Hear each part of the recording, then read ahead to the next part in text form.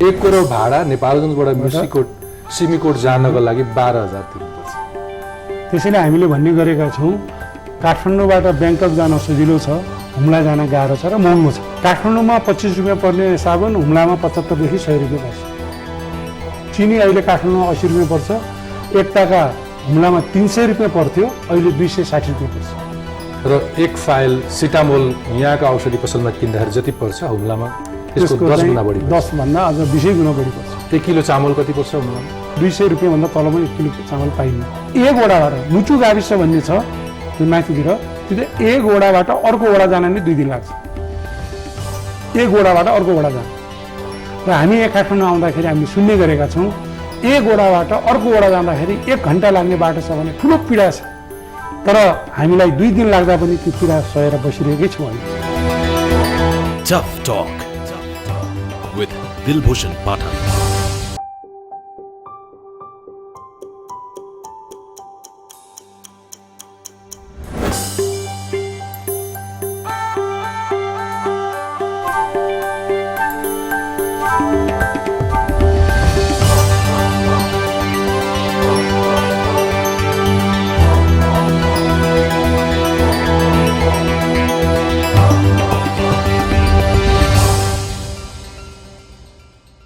आदरणीय दर्शकवृन्द नमस्ते।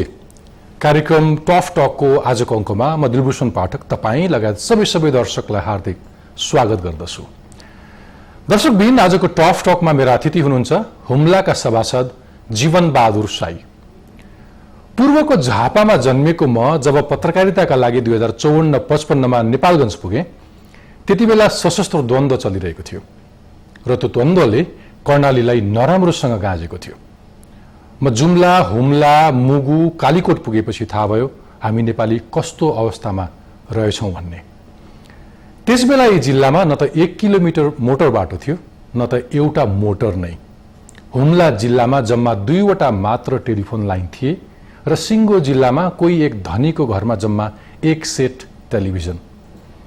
मैले त्यहाँको गरिबी, अभाव, बाँच्नका लागि भइरहेका सङ्घर्ष मात्र होइन केही आशाका किरणहरू पनि देख्ने र केही हदसम्म भोग्ने मौका पनि पाए। त्यही आशाका किरण मध्येका एक थिए जीवन बहादुर साई। एकजना युवा शिक्षित, सचेत र आफ्नो भूगोललाई माया गर्ने भयो भने कतिसम्म फरक पार्छ भन्ने कुरा जीवन र उनले गरेका कामबाट देख्न पाए। कर्णालीले मन यति तान्यो कि मैले मेरो मास्टर्सको थेसिस पनि हुम्लाकै सिमीकोट हिल्सा मार्गमा गरेँ, जुन सडकका लागि जीवन दिलो ज्यान दिएर लागेका थिए। पाइलटको तालिम लिएर पनि जहाज उडाउनुको सट्टा जिल्लामै बसे विकासमा लागेका जीवन हाल काङ्ग्रेसका केन्द्रीय सदस्य हुन् र हुम्लाबाट विजयी संविधान सभाका सभासद पनि। आज म यहाँहरूलाई जीवनको मुखबाट कर्णालीको कुरा गर्न चाहन्छु जो नेपालको पनि कुरा हो। आउनुहोस् स्वागत गरौँ आजका मेरा अतिथि सभासद जीवन बहादुर साईलाई।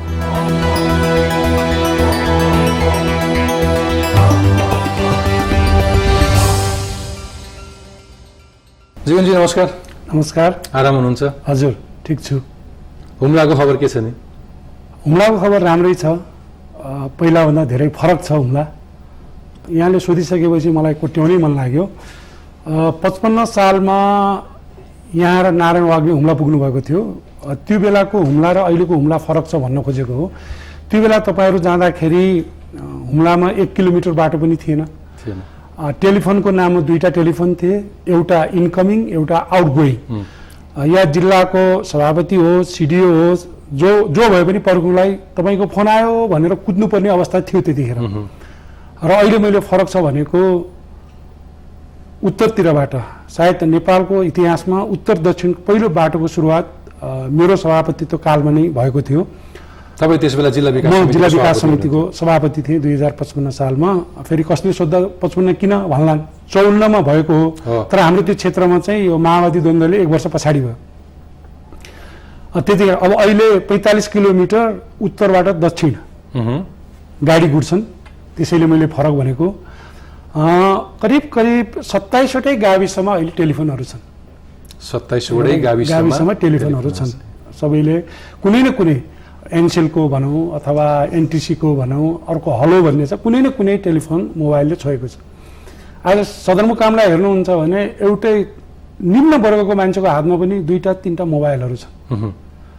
र यहाँहरू जाँदाखेरि जुन सिमकोटको हाम्रो एयरपोर्ट थियो, जहाज ल्यान्ड गर्दाखेरि कमजोर मुटु भएको मान्छेको त मुटु नै झर्ला कि भने जस्तो सातो जान्थ्यो। र पानी पर्यो भने हप्ता दिनसम्म बन्द हुन्थ्यो, हिउँ पर्यो भने महिना दिनसम्म बन्द हुन्थ्यो। तर आज ब्ल्याक टप भएको छ, त्यसले गर्दाखेरि पानी परेर आकाश खुल्ने बित्तिकै जहाजहरू उठ्छन्। त्यो बेला हामी मैनबत्ती र सोलरको अलिअलि उ थियो। अहिले त्यो हिलम खोलाबाट 500 किलोवाट आधा मेगाको बिजुली बलेको छ। र शिक्षा स्वास्थ्यको कुराहरूमा पनि धेरै परिवर्तन भएका छन्। हुन्छ, म क्रमसँग आउँछु। मेरो दर्शकलाई लागिरह होला तपाईँले यो हरेक गाविसमा टेलिफोन पुग्दाखेरि जुन उत्साहले भनिरहनु भन्नुभएको छ, बाटोमा सडक पुगाएछ भन्दाखेरि जुन उत्साहले भनिरहनु भएको छ, त्यो 10-15 वर्ष अगाडिको अवस्था सम्झिँदाखेरि केही पनि नभएको अवस्थाले तपाईँले त्यसलाई एउटा इन्डिकेटर मानिरहनु भएको छ। तर तुलनात्मक हिसाबमा अरू जिल्लाहरू, मुलुकका अरू भूभागहरू सम्झियो भने अझै पनि कर्णाली, हुम्ला धेरै पर, धेरै टाढा छ नि, होइन? मलाई भन्न सक्नुहुन्छ आजको दिन शिक्षाको स्थिति के छ? कहाँ पुग्यो शिक्षा हुम्लाको? एकदम दिलबहादुरजी ठिक हो। मैले 15 वर्ष धन्य 20 वर्ष नै भयो त्यो अगाडिको कुरा गर्दाखेरि एकदम उत्साहपूर्ण ढङ्गले। फेरि यो एउटा उत्साह पनि के जाग्यो भने तपाईँ त्यो बेला त्यहाँ भएको हुनाले मैले यो कुराहरू चाहिँ राखेको। तर समग्र मुलुकको कुरा हेर्ने भने त हामी अहिले पनि एकदम पछाडि छौँ। अहिले पनि सदरमुकाममा मोटर बाटोले छोएको छैन, केन्द्रबाट जाने आजसम्म पनि छोएको छैन। सिङ्गो जिल्लाभरि एउटा थोरै बाटो हो, जुन बाटो तपाईँको पहलमा तपाईँले सिमीकोटको सिमीकोट सदरमुकामदेखि हिल्सासम्म खोल्ने प्रयास गर्नुभयो, जुन बाटो अझै पनि पुरा भएको छैन। हिल्साको भागमा उत्तरी क्षेत्रबाट केही बाटो आइरहेको छ, तिब्बत जोड्ने बाटो बनेको छ, यति मात्रै हो। त्यो कस्तो भने तिब्बतबाट बोर्डरबाट सदरमुकाम आउने जति किलोमिटर चलिरहेको छ, बनेको छ बाटो, त्यति किलोमिटर नै गाडी चलिरहेको छ। एउटा उत्साहको कुरो त्यो हो। र अर्को, मैले त्यो बेला यहाँलाई पनि याद छ, उत्तरबाट दक्षिण बाटो जोड्नु भनेको एकदम ठुलो भयानक अपराध जस्तो थियो। बिल्कुल, सबै बाटो दक्षिण दक्षिणतिरबाटै जाने। त्यो बाटो सुरु गर्दाखेरि मैले मोटर बाटोको नाम राख्दाखेरि मैले गृह मन्त्रालयमा 3 चोटि तारिख बोकेको छु। तर अहिले आएर राज्यले त्यसलाई प्रायोरिटीमा राखेर हिल्सा सिमकोट अथवा कर्णाली करिडोर भनेर सडकले त्यो बाटो लग्यो। अहिले ट्र्याक ओपन हुने काम भइसकेपछि अहिले फेरि 30-35 करोडको अपग्रेडिङको लागि पनि बाटो खुलेको भने एउटा बढी उत्साह भएको थियो।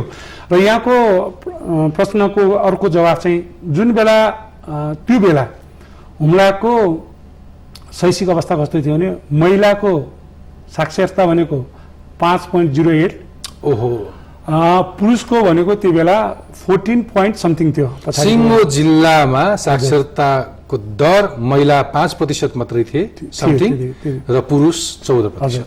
अब अहिले आएर टोटलमा धन्य 48% चाहिँ पुगिसकेको छ अहिले आएर टोटलमा। र महिलाको पनि वृद्धि भएको छ। पुरुषको मात्रै लिने हो भने त धन्य 65% जति पुगेको छ शिक्षाको। र त्यो बेला 2टा हाई स्कुल बाहेक अरू थिएनन् जिल्लाभरिमा। अहिले 3टा कलेज पुगे, हाई स्कुलको कुरा होइन, 3टा कलेज बनिसके। तर जिल्लाभरिमा अरू जिल्लामा त कुनै एउटा टोलमै 3टा क्याम्पस 3टा छन्। तर अब हाम्रो पपुलेसनको आधारमा हेर्ने हो भने 3टा भनेको धेरै नै हो भनेर लाग्छ। अहिले हाम्रो 50,858 छ। मलाई एउटा कुरा भनिदिनुहोस्, म सम्झिन्छु 54-55 सालमा जुन बेला तपाईँसँग भेटेका थिएँ मैले त्यो जिल्लामा, त्यतिखेर हप्तामा जम्मा 2टा नेपाल एयरलाइन्सका 2टा फ्लाइट हुन्थे। त्यसमा नियमितता थिएन, तपाईँले भने जस्तै। त्यो भनेको महिनामा म्याक्सिमम 8वटा फ्लाइट भए, अक्सर क्यान्सल हुन्थ्यो, 4वटासम्म हुन्थ्यो होला। अथवा सिङ्गो जिल्लामा मान्छेको ओहोर र दोहोर अथवा आउने र जाने, भित्रिने र बाहिरिने 40-50 जना मान्छेभन्दा बढी हुँदैन थियो सिङ्गो जिल्लामा। आज कति मान्छे भित्रिन्छन् र जान्छन् अथवा यातायातको स्थिति के छ? एकदम सही हो। त्यतिखेर 40-45 जना मान्छेहरू भित्रिने र बाहिरिने हुन्थ्यो र एयरपोर्टमा मेला लाग्थ्यो जहाज ल्यान्ड गरेपछि। अहिले म सम्झिन्छु किन मेला भनेको 20-50 जना मान्छे हो नि, तपाईँले मेलामा किन त्यहाँ जनसङ्ख्या थियो? त्यतिखेर हाम्रो जनसङ्ख्या भनेको जम्मा 35,000 मात्रै हो। त्यसमा एयरपोर्टमा 50-60 जना मान्छे हुँदा पनि रेसियोमा त धेरै ठुलो देखिने भयो। कति बस्थे सिमीकोटको सदरमुकामको जनसङ्ख्या कति? 4-5 हजार। अहिले 4,000। त्यो बेला कति थियो होला? त्यो बेला त 21-22 किन कर्मचारी बस्ने भएको अलिकति बढी थियो। अनि हामी मेला किन भन्थ्यौँ भने जब प्लेन ल्यान्ड गर्थ्यो अनि यो देश आयो भन्ने जस्तो हामीलाई लाग्थ्यो। किन त्यहाँ शिक्षा आयो, स्वास्थ्य आयो, को मान्छे आयो, को जाँदैछ, के आयो, त्यस्तो खालको थियो। तर अहिले यहाँले भन्दाखेरि दिनमा त्यो बेला हप्तामा 40-45 जना मान्छेहरू के अरे इन र आउट हुन्थ्यो भने अहिले त उस्तै पऱ्यो दिनमा चाहिँ 500, 600, 1000जनासम्म पनि हुन्छ। निजी विमानहरू जान्छ, निजी विमानहरू जान थाले। त्यसमा चाहिँ तारा एयरलाइन जान्छ, सीता जान्छ, काठमाडौँ जान्छ, गोमा जान्छ। तर जान त्यति सजिलो छैन। यहाँको आम्दानीको हैसियतले तपाईँको नेपालगञ्जबाट सिमीकोट उड्नलाई कति तिर्नुपर्छ भाडा? 11-12 हजार? 12,000 तिर्नुपर्छ। कति मिनटको फ्लाइट हो यो? 45 मिनटको। 45 मिनटको फ्लाइट। त्यसैले हामीले भन्ने गरेका छौँ एक करोड भाडा नेपालगञ्जबाट सिमीकोट जानको लागि 12,000 तिर्नुपर्छ। त्यसैले हामीले भन्ने गरेका छौँ काठमाडौँबाट ब्याङ्कक जान सजिलो छ, हुम्ला जान गाह्रो छ र महँगो छ। अनि मान्छेले हेर्दाखेरि त्यहाँको मानिसहरू निम्न आय भएका तर 12,000 को। म तपाईँलाई यसैसँग एउटा सन्दर्भ मैले जोड्न असाध्यै उपयुक्त लाग्यो, किनकि 12,000 भन्दाखेरि तपाईँ पनि अचम्म मान्नुभयो, त्यो देखिरहनु भयो। म एकताका जिल्ला विकास महासङ्घको तर्फबाट ब्याङ्कक जाने मैले मौका पाएको थिएँ र एकजना यहाँको काठमाडौँको एडिबीमा काम गर्ने समथिङ राणा हुनुहुन्थ्यो। हुम्लाको मान्छे ब्याङ्कक पुग्यो भन्दा मलाई अचम्म कसरी पुग्यो यो ब्याङ्ककमा हुम्लाको मान्छे भन्दाखेरि मलाई पनि अलिकति चित्त दुखाइ भएर उहाँलाई के जवाफ दिएको थियो भने I came in Bangkok to save money भनेर भने। अनि उहाँ अचम्म मान्नुभयो। के भन्नुभयो भने हाउ भनेर उहाँले सोद्धाखेरि in Simikot a bottle of beer cost 350 rupees but here I can buy in 100 rupees भन्दाखेरि चाहिँ उहाँ अचम्म मान्नुभएको थियो। ब्युटिफुल। तपाईँले प्रसङ्ग उठाइहाल्नुभयो। म सम्झिन्छु 54-55 सालमा तपाईँको सिमीकोटमा म पुग्दाखेरि नेपालगञ्जमा तल बजारमा एक बोरा सिमेन्ट 350 या 450 रुपियाँमा आउँथ्यो। तर तपाईँको हुम्लामा त्यो एक बोरा सिमेन्टको मूल्य 7,000 भन्दा बढी थियो। हजुर, त्यतिखेर तपाईँले भन्दाखेरि 9 देखि 10,000सम्म थियो। नेपालगञ्जमा 1 लिटर केरोसिन तेल 25 रुपियाँ अथवा 30 रुपियाँमा पाइन्थ्यो। 30 रुपियाँ त्यो 1 लिटर मट्टितेल तपाईँको सिमीकोटमा 120 रुपियाँ पर्थ्यो। हजुर, एकदम। आज के छ बजार भाउ? बजार भाउ त अहिले त्यसरी घटेको छैन, तर पहिलाभन्दा अलिकति घटेको छ। अहिले यो केरोसिनहरू जहाजबाट लिन नपाउने भएको हुनाले झनै बढेको छ। अहिलेको मूल्य वृद्धिले गर्दाखेरि 1 लिटर केरोसिनको अहिले 300 रुपियाँ पर्छ हुम्लामा। काठमाडौँमा कति पर्छ? अहिले काठमाडौँमा पनि 100 समथिङ त आइसक्यो। 100। एउटा साबुनको डल्ला काठमाडौँमा कति पर्छ, हुम्लामा कति पर्छ? काठमाडौँमा 25 रुपियाँ पर्ने साबुन हुम्लामा 75 देखि 100 रुपियाँ पर्छ। चिनी अहिले काठमाडौँमा 80 रुपियाँ पर्छ। एकताका हुम्लामा 300 रुपियाँ पर्थ्यो, अहिले 260 रुपियाँ पर्छ। र एक फाइल सिटामोल यहाँको औषधि पसलमा किन्दाखेरि जति पर्छ हुम्लामा त्यसको 10 गुणा बढी, 10 भन्दा अझ 20 गुणा बढी पर्छ। त्यो अवस्था अहिले पनि कायमै छ। 1 किलो चामल कति पर्छ हुम्लामा? अब 1 किलो चामल हामीले जहाजबाट किने तलबाट लिएर आयो 200 रुपियाँ भन्दा तलमा 1 किलो चामल पाइन्न। अस्ति अलि ठुलो भोगमरी जस्तो भयो। हुम्लाका मान्छेले 25 किलोको प्याक अरुवा मोटो 25 किलोको चामललाई 5500 रुपियाँ हालेर खाए। अब त्यसरी हिसाब गर्नुहोस् कति रुपियाँ पर्यो प्रति किलो। यसको तर्क चाहिँ किन बढी पर्छ भन्दाखेरि सडक छैन, जहाजमा बोकेर लानुपर्छ र जहाजले ढुवानी खर्च बापत प्रति केजी 100 रुपियाँ भन्दा बढी मूल्य लिन्छ र त्यसको 130 रुपियाँ पर्छ। त्यसकारण 1 किलो चामल ढुवानी गर्नु पर्यो भने 130 रुपियाँ जहाजको मूल्य पर्यो र चामलको 60 रुपियाँ पर्यो भने त्यसकारण त्यसको मूल्य 180 त्यसै भइहाल्यो। त्यसपछि लोड अनलोडको कुरा भने भयो। त्यसपछि व्यापारीहरूले केही कम्तीमा पनि 5-10% नाफा खोज्ने नै भयो।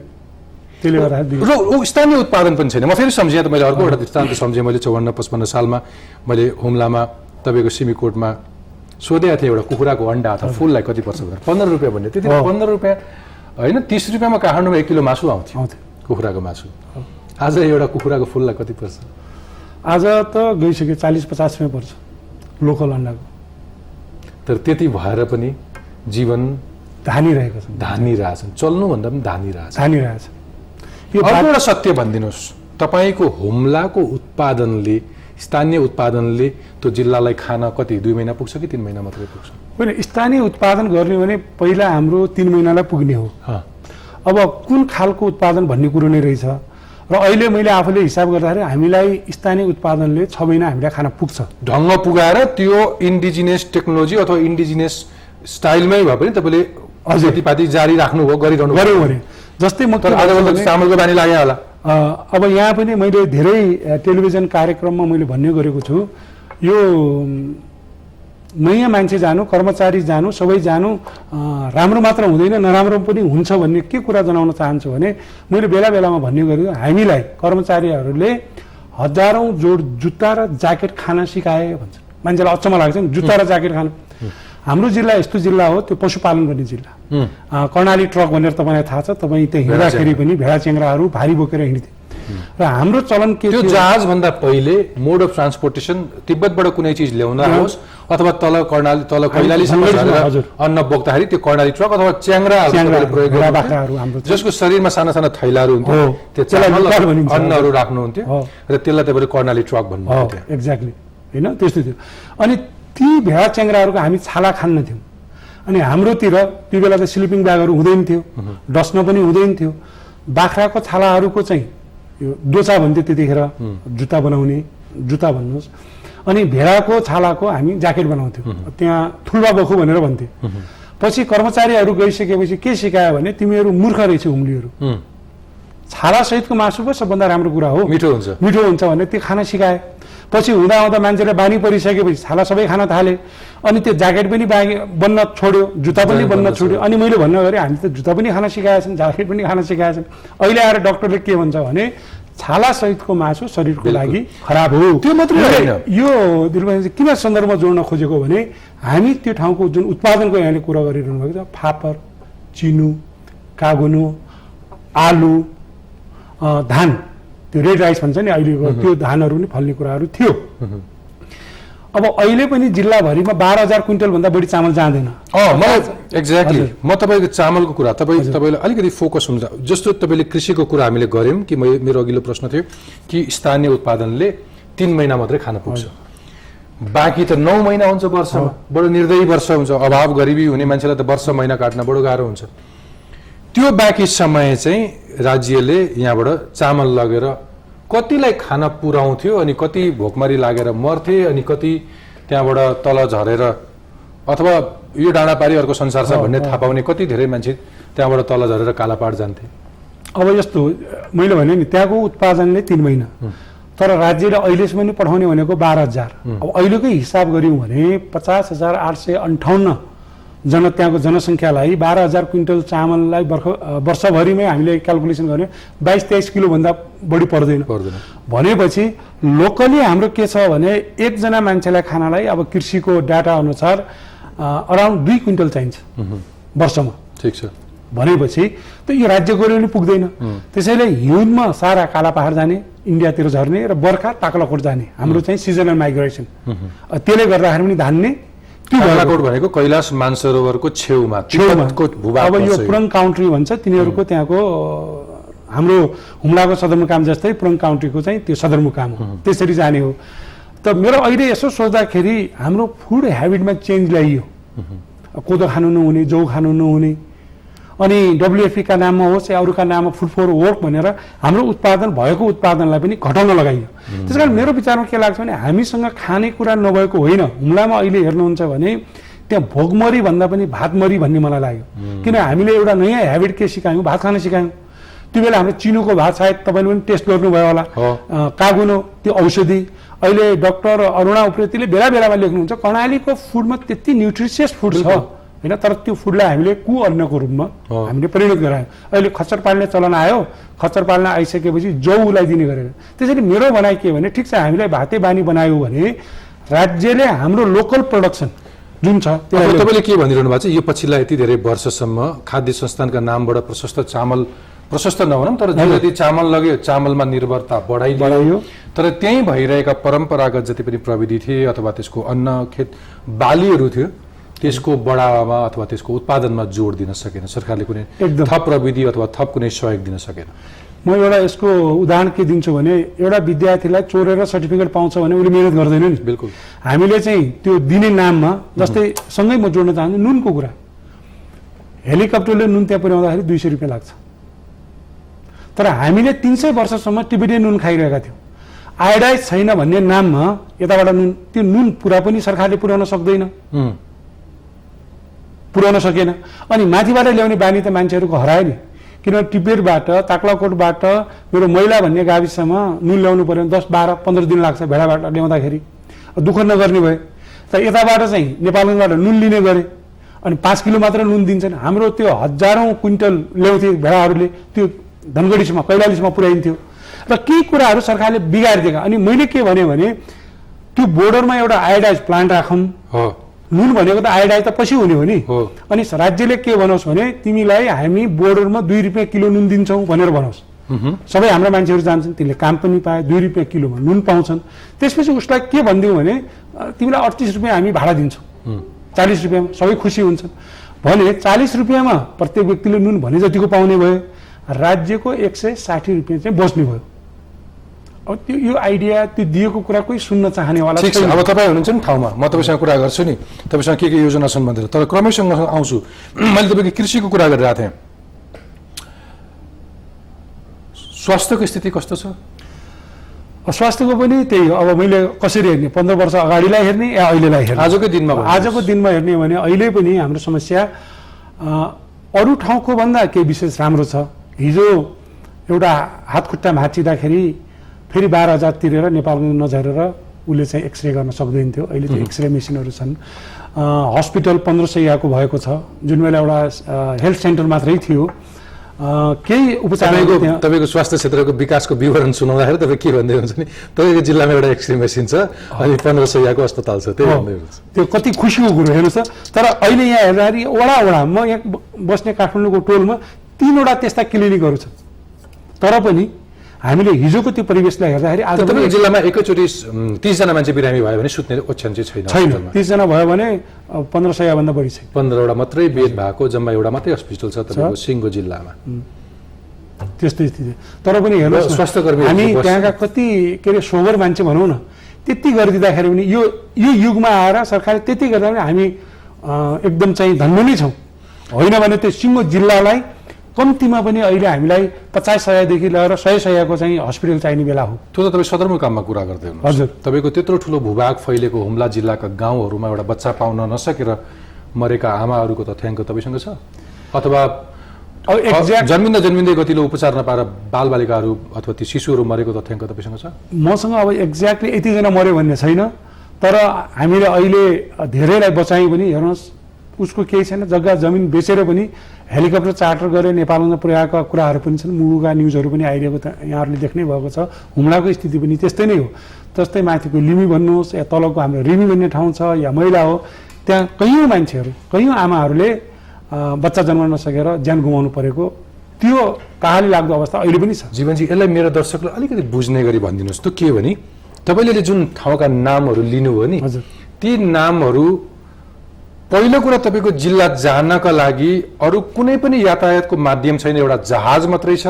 त्यो नेपालगञ्जबाट 12,000 तिरेपछि तपाईँ 45 मिनट उडेपछि त्यो जिल्लामा टेक्नुहुन्छ र त्यहाँ त्यो सदरमुकाममा टेकिसकेपछि वरपर कहीँ पनि जाने बाटो छैन। तपाईँको जिल्लामा भएको एउटा मात्रै बाटो भनेको उत्तरीपट्टि पर्ने सीमाको हिल्साको छेउको अलिकति बाटो जोडिएको छ, बस त्यति मात्रै। तपाईँले अहिले भनिरहेको जुन गाउँहरू भन्नुभयो, त्यो गाउँहरू अब जानु पर्यो भने सदरमुकामबाट त्यो भिरको बाटो, सानो गोरेटो बाटोबाट कति घन्टा अथवा कति दिनसम्म पुग्नुपर्छ तपाईँको अरू धेरै दुर्गम गाउँ, त्यो बुझ्ने गरी भनिदिनुहोस्। अब जहाज यहाँले भनिसक्नुभयो जहाजबाट हो सदरमुकाममा। सदरमुकामबाट उत्तरतिर जाने हो भने हाम्रो उत्तरको अघि मैले लिएँ भने त्यहाँ जानलाई 4 दिन लाग्छ।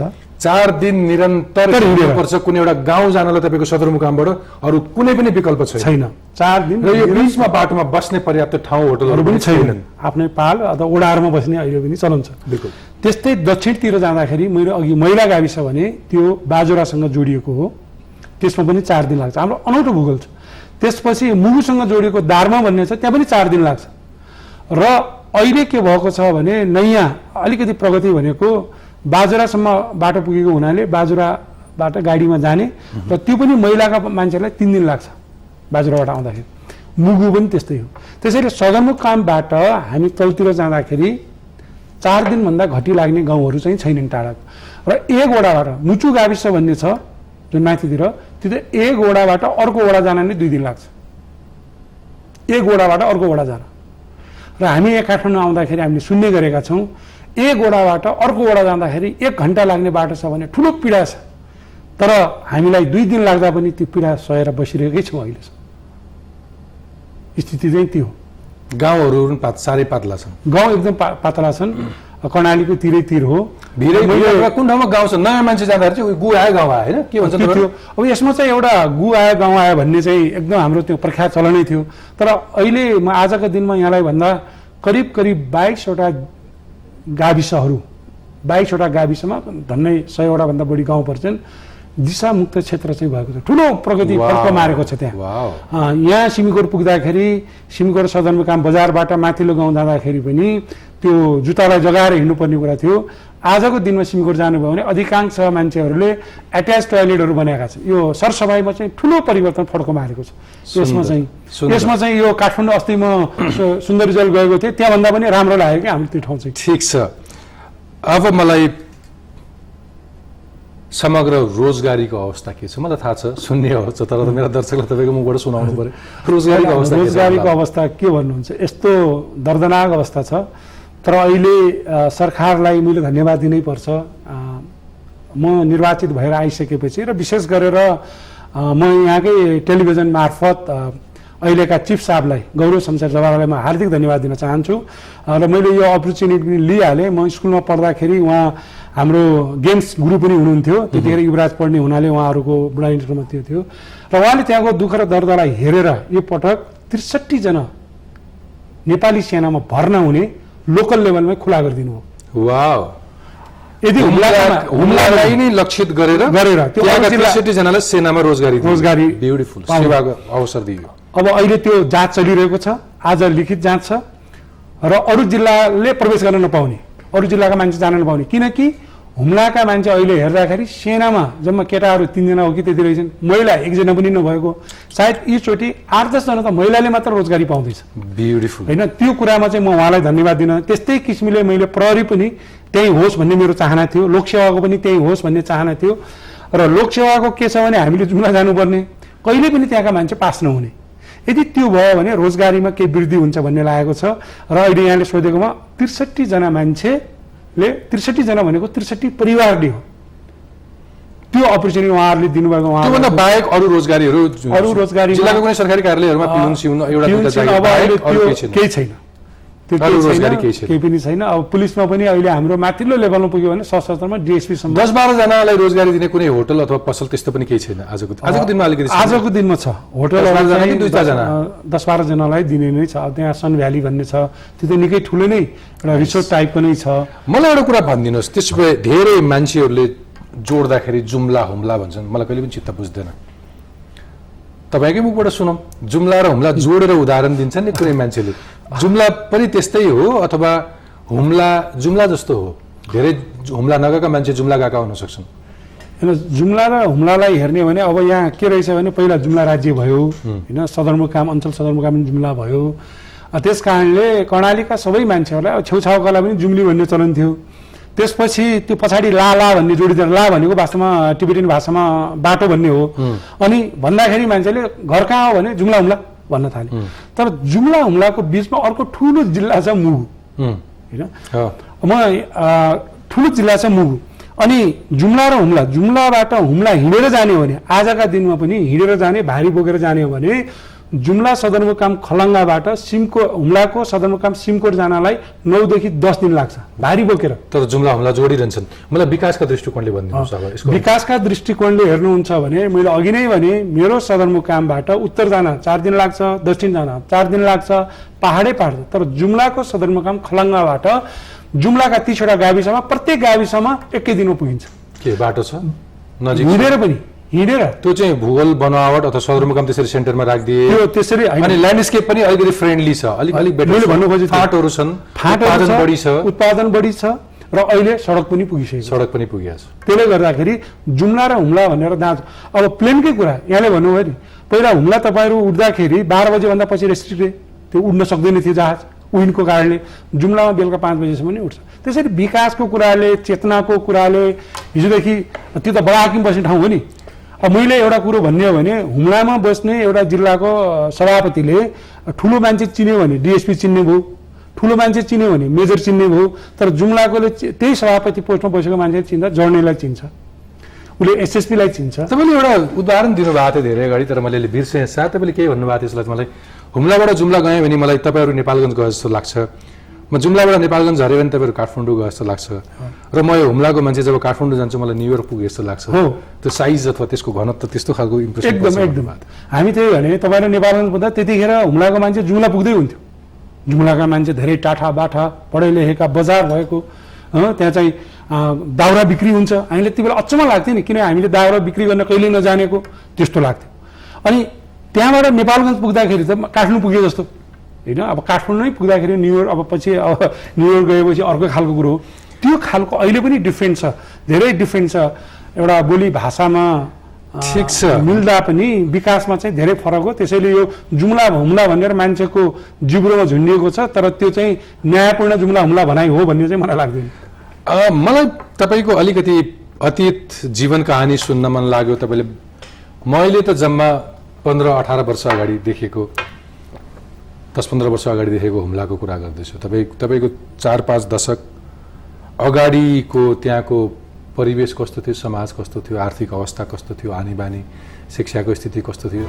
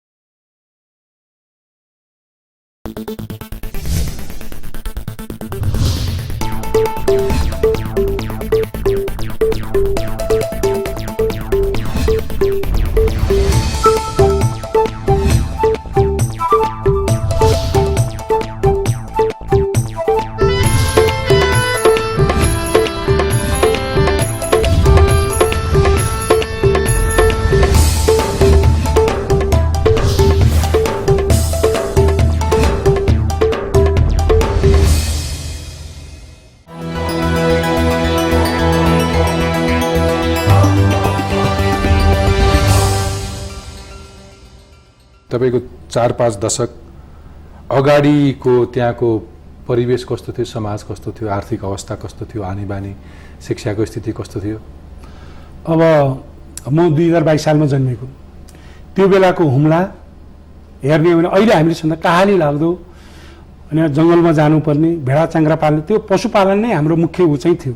शिक्षाको कुरो गर्नु, आधुनिक औषधि उपचार केही पनि थिएन, कुनै पनि आधुनिक औषधि उपचार तपाईँ जन्मदासम्म थिएन। हाम्रो त्यहाँको औषधि उपचार भने बाता हाल्नु।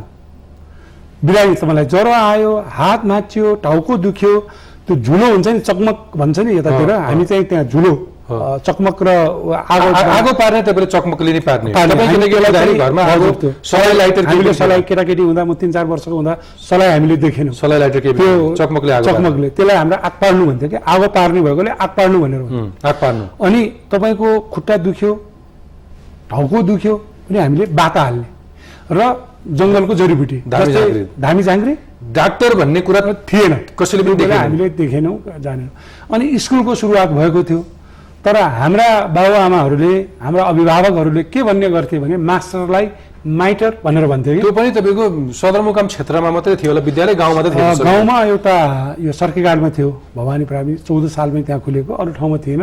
सदरमुकाममा, सिमकोटमा, 1-2वटा नजिकका ठाउँहरूमा थिए। त्यो बेला के भन्ने चलन थियो भने त्यो राष्ट्रिय प्राथमिक विद्यालय भन्ने थियो, अनि मास्टरहरूलाई माइटर भन्ने, हाम्रो लोकल उसमा चाहिँ छोराछोरी स्कुलमा पठाउनु पर्यो भनेर मास्टर जाँदा मास्टरलाई के जवाफ दिन्थे भने अभिभावकले, ए माइटर, हाम्रो छोराछोरी पठाएर तेरो तलब पकाउनु भन्ने। अब भन्नुहोस् चेतनाको गति कुन थियो? हुलाकको जागिरी हुँदो रहेछ र हुलाककोले बोक्ने, यो राजाको दुःख पाउने जागिरी खानु हुन्न भन्ने कुरा चाहिँ त्यो बेला थियो। त्यस कारण त्यो एक किसिमले हेर्ने हो भने म केटाकेटी हुँदा हाम्रो करिब करिब जङ्गली युज जस्तै नै हो। दोचा लगाउने, औषधि कुनै नयाँ मोडर्न छैन। अब बिरामी कति महिनौपछि नुहाइन्थ्यो। अब अहिले पनि हुम्लामा तपाईँ जानुभयो भने हप्ता दिनभन्दा अगाडि अहिले पनि नुहाइँदै गर्दैनन् भने त्यो बेला त महिनौ, 2 महिना, 3 महिना, 4 महिना त्यस्तो। एउटा त के रहेछ, प्रकृति पनि त्यस्तै हुने। लुगा चिसोले तपाईँसँग केटाकेटीमा लुगा फेर्ने हुन्थ्यो कि एक सरो फाटेपछि अर्को हाल्ने होला के? एक सरो त्यो अब बिहान त्यही लगायो। हाम्रो विशेष गरेर त्यो चाइनिज कटराइज भन्ने हुन्थ्यो होइन। हदैले गऱ्यो भने 2 जोडसम्म कसैको होला, नत्र चाहिँ के हो भने हामीले देखेको 1 जोड, त्यसलाई त्यो फाटिसकेपछि आम मान्छे, आम त्यहाँका हुम्लीले देखे चाइनिज कटराइज अहिले पनि देखाएको छैन होला। होइन, आम हुम्ली पनि कस्तो भयो भने त्यहाँ गरिब धनी जो भए पनि तपाईँले एउटा याद गर्नुभएको होला हुम्लामा उसको गरिब र धनी परिवर्तन हुने अनाज कति पाउँछ भन्ने किसिमले मात्रै हो तर त्यहाँको बस्ती हिजोको बस्ती घरहरू देख्नु अहिले बरु अलिकति डिफ्रेन्ट हुन देखिएको छ धनीका चाहिँ जस्ता पाताका घर सिमेन्टका घर हुने गरिबका हुने त्यो बेला के थियो भने धनी होस् या गरिब होस् फ्ल्याट छाना माटोको भएको र ऊ धनी र गरिब कसरी छुट्टिन्थ्यो भने उसका भेडा च्याङ्ग्रा कति छन् 200-300 घोडाहरू कति छन् चौरीहरू कति छन् त्यसरी छुट्टिन्थ्यो यो कटराइजको कुरो के भयो भने गरिब पनि भारी बोकेर ताक्लाकोट जाने धनी पनि उसले आफ्नो भेडा च्याङ्ग्रा अब घोडा चढ्थ्यो होला लिएर जाने कपडा त्यही हुने भएको हुन ल्याउने र अलिकति हुने खानेमा 2 जोडसम्म हुन्थ्यो होला नत्र चाहिँ अब अलिकति अझै अलिकति 10 ठाउँमा टालेको तपाईँको पर्सनल लेभलमा अलिकति जुम गर्न चाहन्छु त्यो पृष्ठभूमि तपाईँ यति मिठोसँगले आफ्नो कुराहरू राख्नुहुन्छ मैले आफ्नो इन्ट्रोमा भनेको थिएँ तपाईँको थोरै परिचय पनि दिएको थिएँ तपाईँले पाइलट ट्रेनिङ लिनुभएको त्यो शिक्षाको पहुँच त्यो केटाकेटी त्यो हुम्लाको केटाकेटी अलिकति काठमाडौँ कसरी आउनुभयो कहाँ पढ्नुभयो र आज कसरी यो ठाउँमा आइपुग्नुभयो छोटकरिया भन्न सक्नुहुन्छ मलाई हजुर यो म त्यहीँ थिएँ म 3 क्लाससम्म चाहिँ हुम्लामै पढेको हो र मेरो बुवा भन्दा पनि मेरो मुवा हेर्नुहोस् है अब यो शिक्षा भने आउनु मेरो मुवा चाहिँ क अक्षर नपढेको मेरो बुवा त्यो बेला जागिरी हुनुहुन्थ्यो खरिदारको पदमा हुनुहुँदो रहेछ म सानै केरे अनि मेरो मुवा त्यहाँ सिमिकोटमा बसेर सदरमुकाममा पढ्नुपर्छ भने अनि बुवालाई भनेर कन्भिन्स गरेँ बुवाले नमान्ने मुवाले भने क अक्षर मेरो छोराले पढ्न पर्छ होइन भने यहाँ भेडा ग्वालो मात्रै हुन्छ गोठालो मात्रै हुन्छ भनेर त्यो बेला मलाई बोकेर हिँडाएर लिएर आएको 1 महिना लाग्यो नेपालगञ्ज पुग्न 1 महिनाभन्दा बढी लाग्यो त्यो बेला यो महेन्द्र हाइवे थिएन अनि यो ब्रिगन्जको बाटो हुँदै म काठमाडौँ आएँ र यो प्रचण्ड मेमोरियल भन्ने विशालनगरमा एउटा स्कुल थियो 1 वर्षमा अब त्यहाँ 3 क्लास पढेको ती नपढेकी आमाले तपाईँलाई 1 महिनाभन्दा बढी हिँडाएर नेपालगञ्ज ल्याएर काठमाडौँ भारतको बाटो भएर ब्रिगन्जबाट काठमाडौँ ल्याएर यहाँको स्कुलमा पढाउन हाल्नु म एउटा के भन्नु चेतना र शिक्षा भन्ने फरक रहेछ मेरा बाले पढ्न लेख्न जान्ने यो मैले कहाँबाट यो यसलाई पढाउन सक्छु काठमाडौँमा पैसा कहाँ छ र भन्दा मेरो मुवाले के भन्नुभएको भने त्यो बेला नाक कानको हाम्रो अब यो त्यहाँ चाहिँ नाक कानमा यो सुन चाँदी लाउने तपाईँलाई थाहा छ ठुल्ठुलै लाउँछन् यो बेचेर पनि म छोरो पढाउँछु भनेर मेरी आमाले क अक्षर नपढेको आमाले पुर्याउनु अनि यो प्रचण्ड मेमोरियल भन्ने स्कुलमा त्यो भानुभक्तसँगै नजिकै थियो त्यहाँ मैले पढेँ र त्यसपछि ठ्याक्क त्यो बेला बुढाको जाँच दिने जाने रहेछ हुम्लामा जाँदाखेरि त्यो कसैले पनि त्यहाँबाट पास भएनन् म चाहिँ 3 क्लासको मान्छे 2 क्लासमा राखेँ बल्ल फेरि 3 मा पुगेको थिएँ त्यहाँबाट मैले यहाँबाट बुढानीको लागि मैले जाँच दिने सौभाग्य पाएँ दिँदाखेरि म पास पनि भएँ तर अप्ठ्यारो के पर्यो भने काठमाडौँमा त्यो बेला पुर्याउने भने त हुने खानेकै छोरा हो बिल्कुल भनेपछि यसलाई चाहिँ हामीले स्कलरसिप दिन सकिँदैन भन्यो त्यो बेला फुल फी भनेको महिनाको 250 रुपियाँ थियो त्यो बेला यो मुलुकका प्रधानमन्त्रीका छोराहरू अब सबै त्यस्तो पढ्थे राजाका छोरा अब उनीहरू त मभन्दा जुनियर भएपछि आएको हुनाले त्यो बेला प्रधानमन्त्रीका गृहमन्त्रीका छोराहरू पढ्थे अब वर्षमा 3000 रुपियाँ भयङ्कर ठुलो कुरो थियो पछि चाहिँ के भयो भने ल ठिक छ काठमाडौँबाट हामी ऊ चाहिँ पास भयो तर स्कलरसिप दिन सक्दैनौँ 50% मा पार्शियल स्कलरसिपमा मैले वर्षको 1500 ठिक छ पार्शियल स्कलरसिपमा तपाईँले बुढान घण्टा पढ्नुभयो हुम्लाबाट आएको मान्छे एउटा बोर्डिङ स्कुलमा त्यो शिक्षा त्यस पछाडि स्कुल सकेपछि मैले यहाँ चाहिँ टिसीबाट आइसकेँ ओ लेभल गरेको पहिला जिए भन्ने थियो ओ लेभल गरियो अनि आइएससी गरेर म चाहिँ युएस को स्याटल भन्ने ठाउँमा पाइलट ट्रेनिङ गर्न गएँ अनि त्यो पाइलट ट्रेनिङ गर्नुभयो हजुर स्वाभाविक रूपमा बुढान घण्टा पढेको विद्यार्थीलाई त्यहाँका क्याम्पसले लिने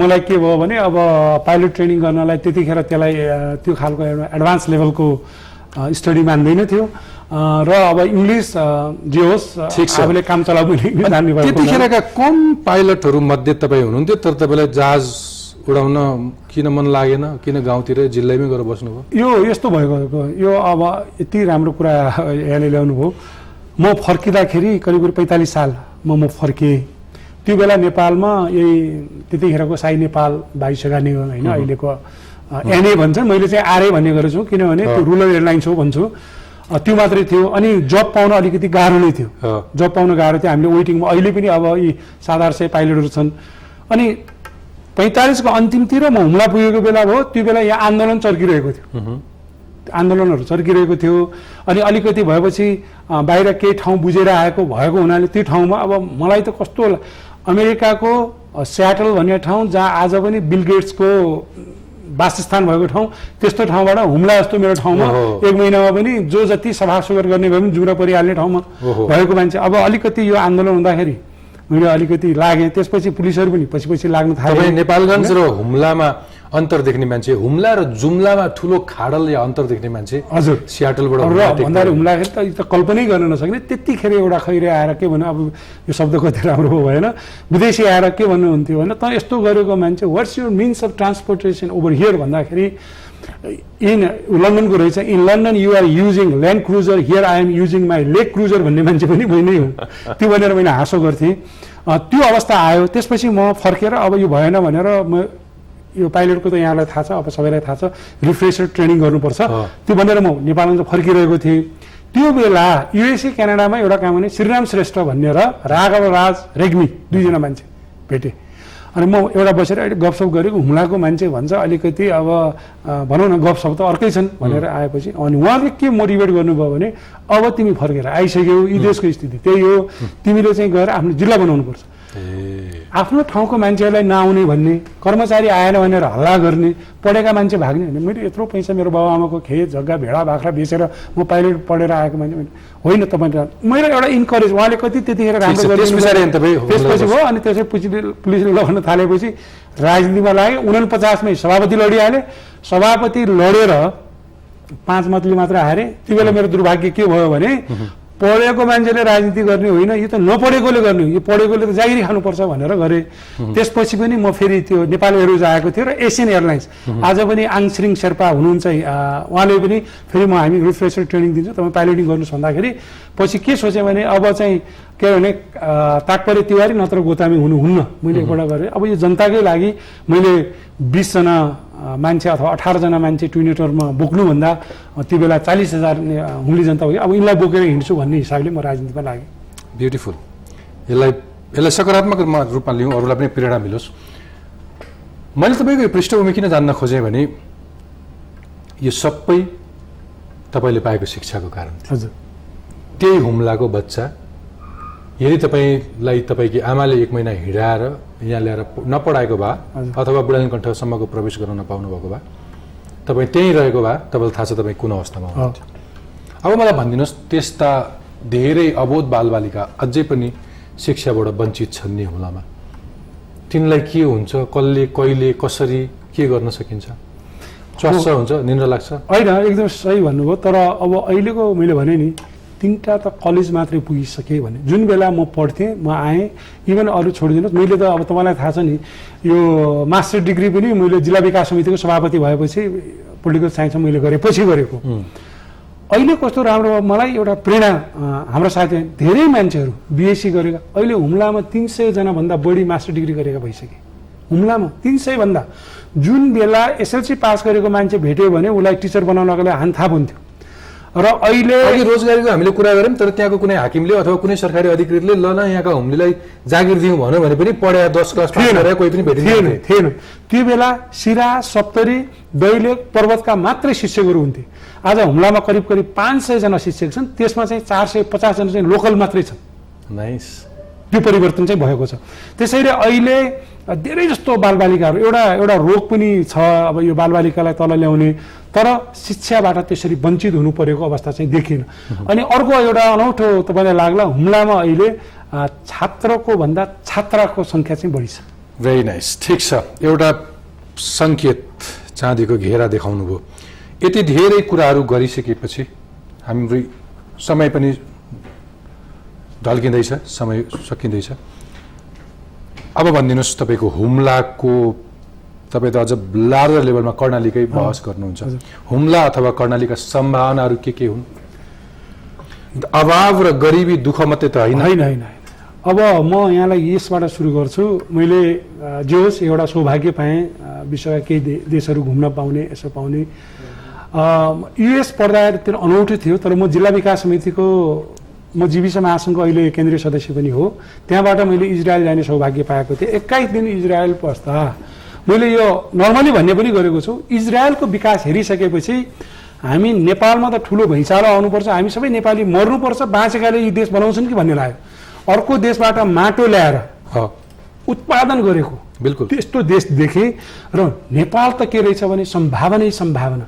संसारका देशहरू हेर्ने भने नेपाल असाध्यै धनी, नेपाललाई हेर्ने भने कर्णाली असाध्यै धनी। सिर्फ हाम्रो लिडरसिप, हामी जो लोकल लेभलमा छौँ अथवा केन्द्रीय लेभलमा छन्, भिजन भएन, नभएको हुनाले हामी गरिब भयौँ। हामी के गरिब मात्र रहेछौँ भने mentally we are poor but naturally we are so rich. कर्णालीमा के अब त तपाईँले यो जति आजसम्म तपाईँले यसरी भन्न पाउनुभयो राज्यका लागि, अब त तपाईँका ती दिन सिद्धि। अब त तपाईँ त्यहाँको प्रतिनिधि हुनुहुन्छ। हजुर। अब तपाईँ राज्यमा, अब तपाईँ एउटा ठुलो पार्टीको केन्द्रीय सदस्य हुनुहुन्छ। तपाईँ यो सरकारको एउटा व्यवस्थामा त अब तपाईँ जोडिसक्नु भएको छ। अब बाँकीले तपाईँलाई यसरी गाली गर्ने हो, अब तपाईँले त्यहाँनिर भिजन दिने हो अथवा तपाईँले विकास लाने हो। अब तपाईँले मलाई भनिदिनुहोस् एकदम स्पेसिफिक भएर कि हुम्लाका सम्भावनाहरू के हो?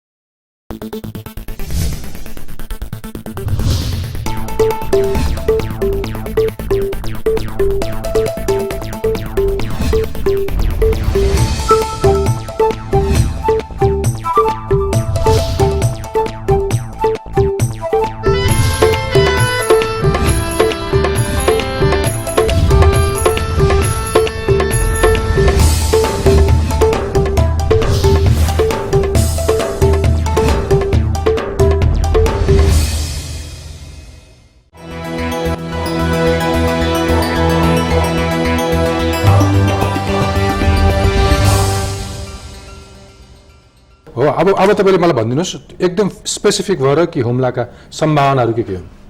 अब हुम्लाको सम्भावना मैले भने नि, यो एउटा अलि जोड्नै पर्ने कुरो के हो भने म यस्तो ठाउँमा छु, अहिले पनि घचघचाउने ठाउँमा पुगेको छु। मेरो पहुँच छ, म कुनै पनि कार्यालयमा गएर यो कुरा भएन भन्न सक्छु। तर यहाँका त्यो प्लानहरूले बुझिदिनु पर्यो। हुम्लाको अब कर्णालीकै म भन्छ, मैले एकपल्ट यो उसमा लेखेँ नयाँ पत्रिकामा, अहिले इमिडिएट हेर्ने भने स्याउ च्याउ झ्याउ हाम्रो एउटा सम्भावना हो। 5000 किलोमिटर टाढाको स्याउ ल्याएर चाहिँ हामी खाइरहेका छौँ, त्यहाँको स्याउलाई हामी प्रमोट गर्दैनौँ। म हिजो मात्र म बाहिर कहीँ गएँ भने यो कार्यक्रमको लागि आउनुपर्छ। हिजो म नेपालगञ्जमा थिएँ। मसँगै गएका एकजना मित्रले के भन्दै थियो भने त्यो नेपालगञ्ज एयरपोर्टमा असरल स्याउहरू देखेको यो स्याउ कतै जुम्ला हुम्लाबाट आएको हो भनेर भने।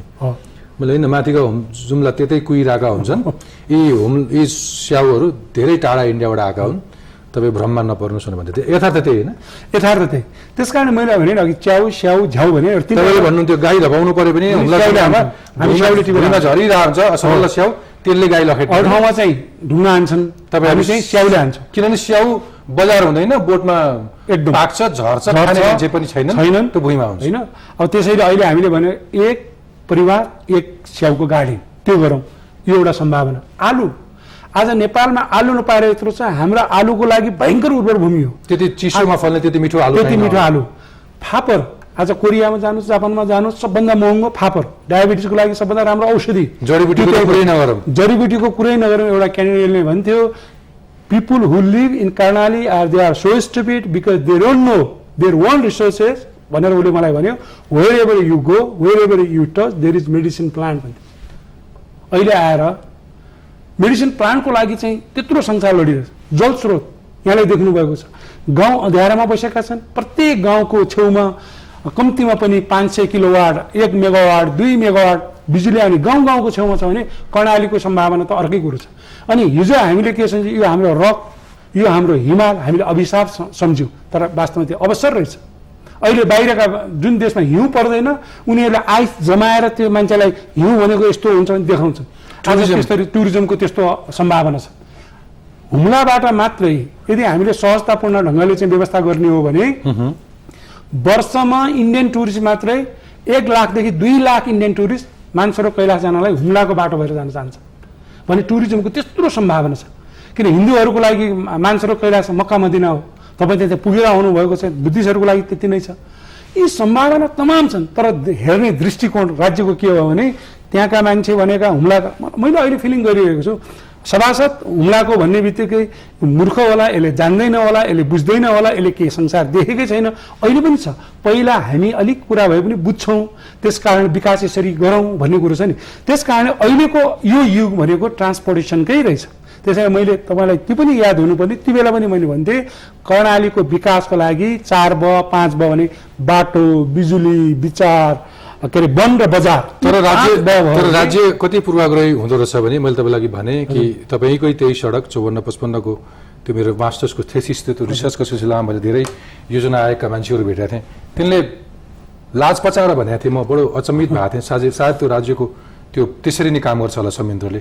हामी रिटर्न खोज्छौँ बाटो भन्दाखेरि भन्नु भएको थियो, रिटर्न खोज्छौँ। कर्णालीमा कति जनसङ्ख्या छ, त्यो कर्णालीको भिर पहरामा बाटो बनाउन कति महँगो पर्छ। त्यति महँगो खर्च गरेर बनाएको बाटोमा अन्ततः त्यति 1000 अथवा त्यति 100 मात्रै मान्छे हिँड्छन् भने त्यत्रो लगानी गर्नुको अर्थ कहाँ हुन्छ। राज्यले त रिटर्न खोज्छ, त्यसकारण त्यो सडक भाएबल छैन कर्णालीमा भनेर यसरी भन्नुभएको थियो। बडो अचम्म लाग्छ। त्यसकारण राज्यले त तपाईँको रिटर्न खोज्दो रहेछ। त्यसकारण तपाईँलाई त्यो सडक दिनलाई बडो महाभारत भयो। त्यतिखेर तपाईँले बनाएको सडक पनि राज्यले सडक अथवा बजेट त दिए होइन। तपाईँले कसैसँग चामल माग्नुभयो होइन, विश्व खाद्य कार्यक्रमसँग, त्यहाँका हुम्लीले चामल साँझ 1-2 किलो चामल पाउँथे, दिनभरि खाने भएको, त्यतिकै हिसाबले बाटो बन्यो। अब मलाई भनिदिनुहोस्, त्यसो भए तपाईँले भनिरहेको त्यो राज्यको कुनै योजनाको तहमा म कुनै दिन योजना आएका मान्छेलाई बोलाउँछु र यसरी तपाईँले प्रश्न राख्ने प्रयत्न गरिरहेको छु, के गरिदिनु पर्यो? काठमाडौँका सुकिला मुकिला भन्ने मान्छेहरू छन् नि, अथवा जो योजनामा बस्छन् अथवा राज्यका उच्च तहमा बस्छन्, जसको नीतिगत उसमा पहुँच छ, ती मान्छेले के गर्नु पर्यो हुम्लाका लागि अथवा कर्णालीका लागि? अब मैले यो कर्णालीको लागि कुरा गर्दाखेरि समग्र म कर्णालीकै भन्न चाहन्छु, उहाँहरूले रिटर्न खोज्नुभयो नि। मैले जहिले पनि एउटा उदाहरण दिन के गरेको छु भने सोलर दुईवटा छ नि पावरमा, सोलर पावर र हाइड्रो। सोलरको इनिसियल कस्ट हाई हुन्छ, तर डे टु डे कस्ट त्यसको एकदम लो हुन्छ। सुरुमा चाहिँ कर्णालीकोमा पनि के भने भिर पाखा चट्टान भएको हुनाले पहिला कस्ट हाई देखिएको छ पपुलेसनको आधारमा। यदि भूगोलको आधारले भन्ने हो भने इजरायलभन्दा ठुलो कर्णाली छ। भक्तपुर 311 हो जस्तो लाग्छ square kilometre, Humla 5565 square kilometre छ, डोल्पा 7779 किलोमिटर के अरे स्क्वायर किलोमिटर छ। ल हेर्नुहोस् है, हेर्ने हो भने यो मुलुकको 14% भूगोल, 14.5% भूगोल कर्णालीले गरेको छ।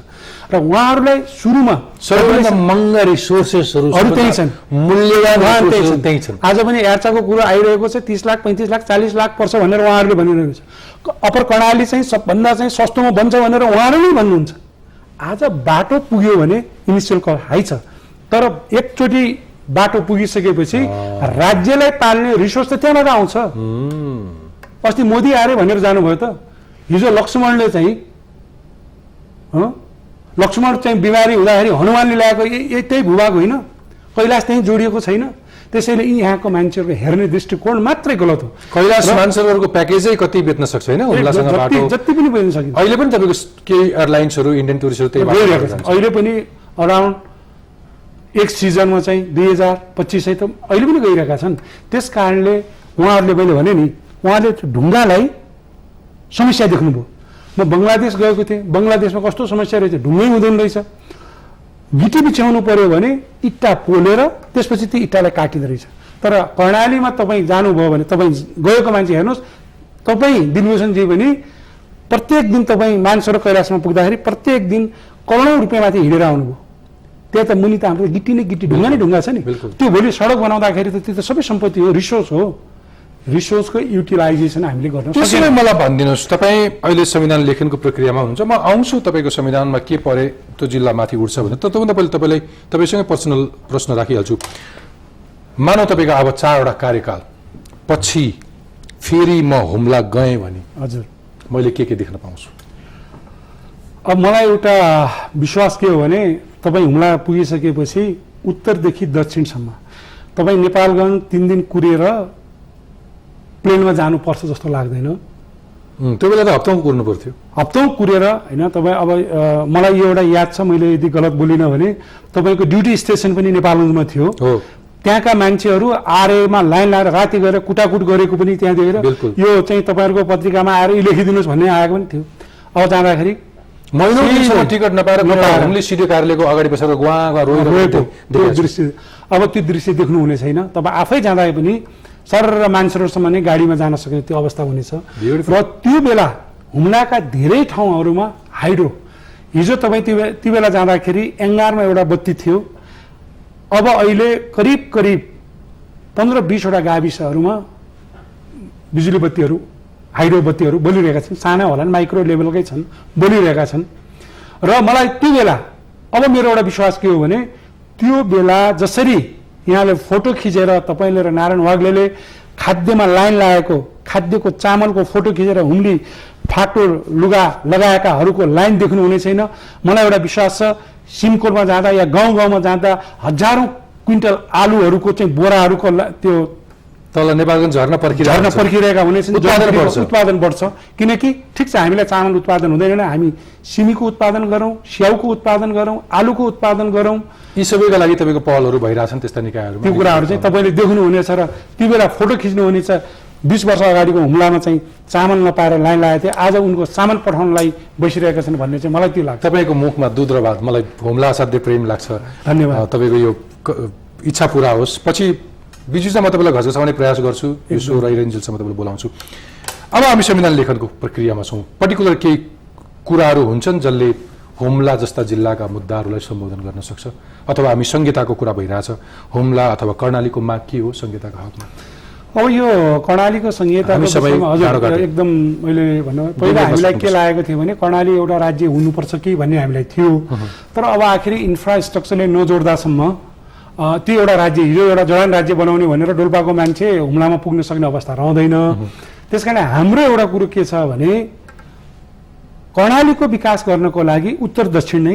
एउटा राज्य होस् त्यसको लागि मैले अघि पनि यहाँलाई छस्स भनेको थिएँ हाम्रो सिजनल माइग्रेसन हुने अञ्चल हो बर्खा भोट हिउँदमा तराई र दुईटा ठुलो देशको अपर्च्युनिटी हामीले प्राप्त गर्नुपर्छ त्यो होस् र यदि त्यो होइन परिवेश फरक हुन्छ भने कर्णाली सिङ्गो कर्णालीलाई केन्द्र शासित राज्य होस् त्यहाँको विकास अहिले नहुँदासम्म जसरी अमेरिकाले हवाईलाई गरिरहेको छ त्यो भयो भने अनि हाम्रो त्यहाँको विकास भएर 5वटा जिल्लाको र छेउछाउको कनेक्टिभिटी भइसकेपछि अनि हामी जस्तो बनाए पनि जोसँग भए पनि हामी अड्न सक्छौँ भन्ने हाम्रो चाहिँ संहिताको कुरामा चाहिँ त्यो छ र यो अहिले रिसोर्स एलोकेसनको कुरा गर्छ नि रिसोर्सको कुरा गर्दाखेरि हामी रिसोर्सफुल छौँ त्यसलाई कम्पेन्सेसन भन्ने शब्द पनि हामीले राखेका छौँ हिजो जुन कुरा 200 वर्षसम्म हामीलाई राज्यले जुन सुविधा दिएन त्यो सुविधा अहिले हामीलाई दिनुपर्छ र त्यसपछि राज्यले हामी सुविधा दिन्छौँ फेरि भनौँ न एउटा बाबुआमाले एउटा छोराछोरीलाई पढाइसकेपछि रिटर्न त गर्छ नि एउटा इन्जिनियर पढ्नलाई डक्टर पढ्नलाई